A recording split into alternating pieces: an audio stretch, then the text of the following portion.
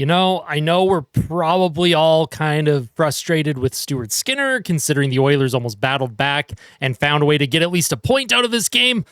But what I'm most impressed about is the fact that this team, without Connor McDavid and without Leon Draisaitl, almost came back against what many consider to be a Stanley Cup contender. Down 4 goals in the third period, they managed to score 3. Podkolzin hit the post in the third period. Who knows? It could have been a tie game. And big concern right now, obviously, is the injury situation with Stuart Skinner. He took a non-intentional knee to the head from Mikko Rantanen. However, if you also remember, he did take a headshot against the Winnipeg Jets that the concussion spotter pulled him from that game. So for Stuart Skinner, there's some concern here that the brain's getting rattled a little too much. And as someone that has had many concussions in his life, I really, really do hope Stuart Skinner is okay. This is not a post-game fan reaction where I am going to be blasting the goaltending. We know the goaltending is subpar in Edmonton. We know there's no point in focusing on all that negative when we can focus on the amount of positives from this game. The Oilers came out flying in that first period, and in the second period, they had a bad 7-8 minutes. They got into penalty trouble, and yes, they couldn't make a save. I totally understand that. But this team played very well. They played incredibly well against a Dallas Stars team that many are picking to have a deep playoff run and potentially even win the Stanley Cup. And if you're the Edmonton Oilers, if you're all the players on this team right now, build on this confidence. Let's see them build on this confidence going into Seattle tomorrow. If the Oilers win tomorrow night, and obviously they still have to play the game, and it's second half of back-to-back, Seattle was off today, they have the advantage, right? Being at home, they're more well-rested. But if the Edmonton Oilers play just like they did tonight, even like 10% worse than they did tonight, just clean up some of the major defensive gaffes, clean up those 2-on-1s and breakaways that they seem to give up and can't get a save from, just clean that up just a little bit, and the team is going to be okay. Get the win against Seattle. That'll be 2 wins in 3 games without McDavid and Draisaitl if they win tomorrow. I would like to think that they will. They've had Seattle's number, and I know I'm looking a little bit too far ahead here, but Leon Draisaitl has been skating, and who knows, maybe he's going to be back Saturday against the Calgary Flames. I am encouraged by this team that they are playing as well as they are without their 2 superstars. A lot of times it looks like the team is just waiting for McDavid and Draisaitl to kind of score the next goal, make the next big play.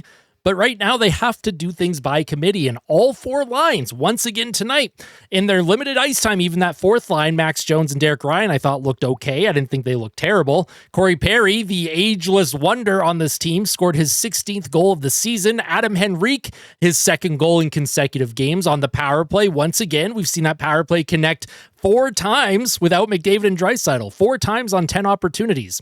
That's pretty impressive. Or maybe it's 4 times on 12 opportunities. In any case, it's impressive. It's impressive that this team is finding ways to score on the power play. They're getting some 5-on-5 goals. They almost found a way to come back and tie this thing up late in the third period. They had some really good looks. Jake Ottinger held down the fort for about, 52 minutes or so, but the team didn't quit. They did not quit, and I absolutely love that. I really, really hope that they can also look at the positives from this game as a team and bring that into their next match against Seattle and then bring that against Calgary on Saturday. I look forward to those 2 games, but we'll continue to kind of break this one down a little bit. I'm not going to go over the edge visualizer for every goal for Dallas, but I did want to take a look at that first goal because a lot of people were really, really mad at Evan Bouchard on this first goal. So we're going to let this play out, and then I'll replay it again and kind of do my analysis of it. So I'll let you guys take a look at this. Obviously, Bouchard, he gets kind of caught at the blue line. Johnston goes in, he scores. Beautiful goal on the breakaway. Do you want to save? Absolutely. But that's just a great shot on a breakaway. Kind of tough to blame Stu on that one. But this is where I'm not blaming Evan Bouchard either, because this puck, if Corey Perry, look at, he's in position to cut off Johnston here. Now, Ekholm, he made an ill-advised pinch to stay up and try and make a play. It didn't work out. That's okay. He had Derek Ryan on the back check. He has Corey Perry in the middle of the ice here. However, look at Derek Ryan going for a change. What is Derek Ryan doing when the play is going up the ice? Obviously, he wasn't looking over here. He misread where the play was. And Corey Perry, he's also kind of coming down towards the boards where Bouchard is trying to cut the puck off. off. What Corey Perry needs to do is look in the middle of the ice, see Wyatt Johnston flying up the middle, and just try and cut him off or cut off a passing option. The puck deflects a little bit strangely off number 63. Is that Dadanov? I'm not sure who that is on Dallas. Who is that? Jamie. Wait, they said Jamie Benn? Oh, 63 didn't even touch it then. It just, the way it deflected off the boards, I thought 63 touched it. In any case, Corey Perry does not pick up his man. We'll just play that one more time. I'll let you watch what Corey Perry does here. He's on the back check. He's in a great spot to just keep cutting into the middle.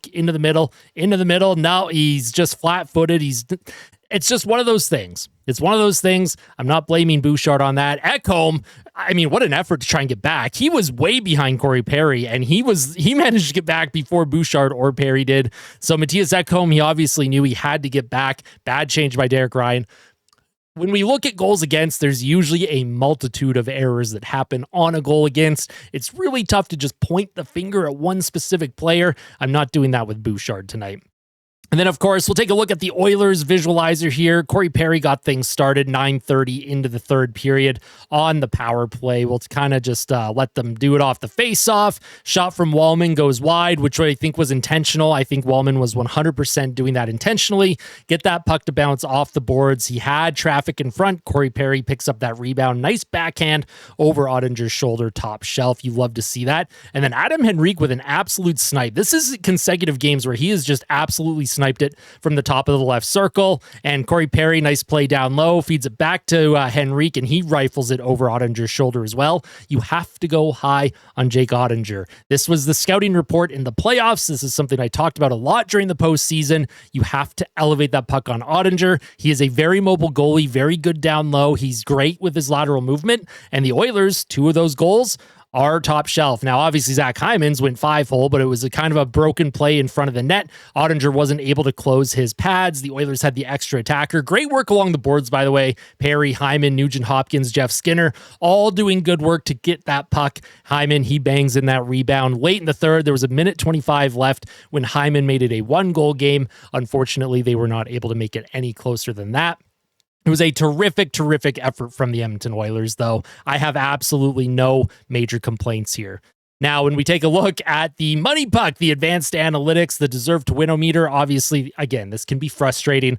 The Oilers, according to money puck's, equations and formulas and the math and the science and things way above my pay grade, they would win this game 81% of the time. And look at all that dark blue in the paint. They had tons of real good opportunities. Dallas as well. Now, this is something that I talked about after the Seattle game, because Seattle had a decent amount of high danger looks in this area as well. And I kept saying they got to find a way to just clean up this area of the ice, this high danger in front of the crease area of the ice, and they should be okay. And if you look at Dallas, they just had one too many good opportunities. Yes, the 1 goal that they scored on the 2-on-1 was not in the high danger area, but for Edmonton, clean up this in front of your goalie. Don't let guys run into your goalie without being given a good talking to. I had someone mention that the Oilers shouldn't just always, you shouldn't fight someone when they hit your goalie, which, listen, I understand. Like, I'm old school in that I think fighting belongs in the game. I'm new school in that I think it's eventually going to be phased out, and I wouldn't be against it if it was phased out. I didn't want anyone to fight Rantanen when Skinner took that knee to the head. But as a player, when I was growing up, if you see your goalie down, it doesn't matter if you even saw what happened. He's face down, clearly injured. Just grab a guy and start roughing him up. You don't have to punch him in the head. Just be like, hey, leave my goalie alone. And then they can be like, I never even touched him. But you have to show that you are not going to get pushed around. You have to show your goaltender that you are going to defend him, that you are going to protect him, and, not let anyone into his safe zone. You're not going to let anyone bother him moving forward. This has been a problem all season for Edmonton. They've had players get run. They've had goaltenders get run frequently, a little more frequently than I would like, honestly. And Stuart Skinner, he's taken a few hits over the past several games here. I would like to see a little bit more of a response on the ice. You do not have to drop your gloves and take a bad penalty. You don't have to take the instigator. You don't have to punch fists, but make it known that that is unacceptable. if someone had said something to Rantanen right after that, or roughed him up, pushed him against the glass, whatever the case is, does Sam Steele make his run that ended up hitting Calvin Pickard later in the third period?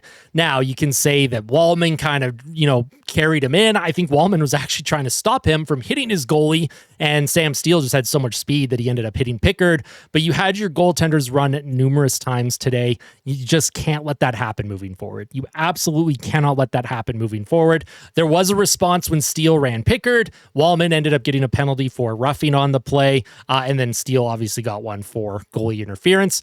But the Oilers need to have more of a pack mentality.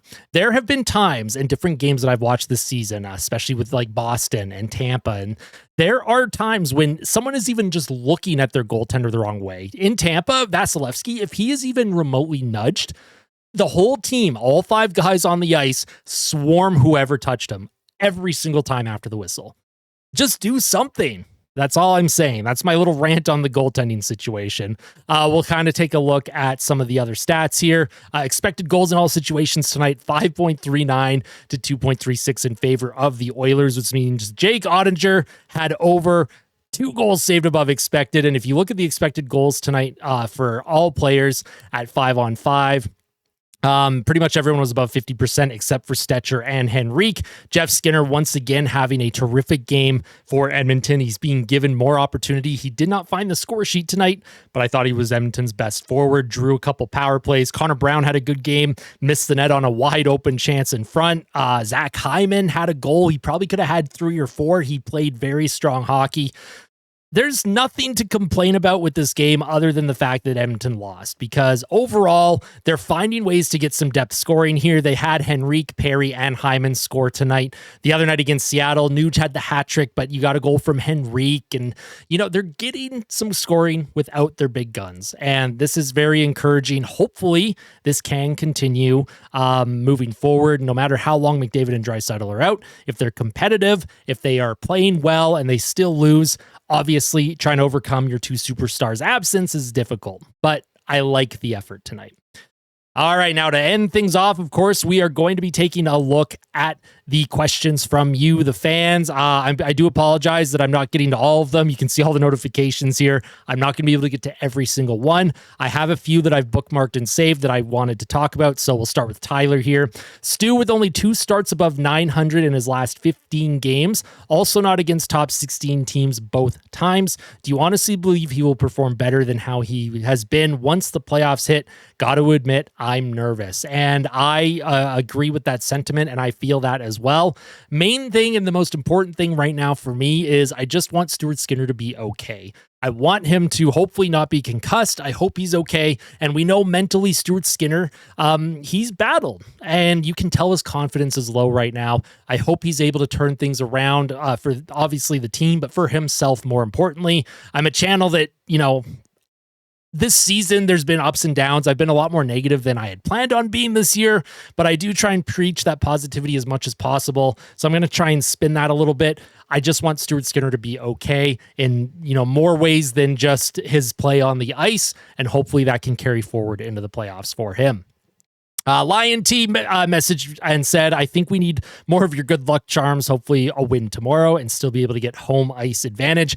Obviously, home ice is looking thinner and thinner as the days go by because LA and Vegas just find ways to keep winning, but the Oilers still have another game against Vegas. They have 2 more games against LA before the end of the season.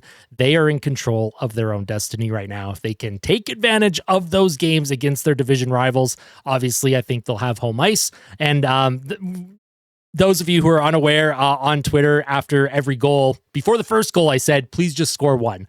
And then Corey Perry scored. And then I quote tweeted my own tweet. I said, how about 2? And then Henrique scored. And then I was like, how about 3? And then Hyman scored. So I was hoping to just keep that trend going for Edmonton to find a way to tie this game up. Came up a little bit short, but that's what they are referencing there with the good luck charm. That's all. B-Max, good to see you, B-Max. I appreciate your support as always. B-Max has been around and supported the channel a long time. Down 4-0, making it 4-3. Game felt entertaining. Way for me to get excited for postseason. Once Kane and Frederick come in, boy, oh boy, are we feeling like a different team. Question, can Trent Frederick still make a surprise appearance on Saturday's Battle of Alberta? P.S. Austin, you're the best. No, you are the best, B-Max. And everyone that tunes in, you are literally all the best right now if you're watching or listening. So thank you for your support. Trent Frederick, Chris Knoblauch mentioned that he is likely still a couple weeks away, so very unlikely for the game on Saturday in the Battle of Alberta, the final one of the season. I would love to see him, but I think we're more likely to see Draisaitl than Trent Frederick for that Battle of Alberta, but we'll have to see what goes on. Thank you once again for the question, B-Max. Great stuff.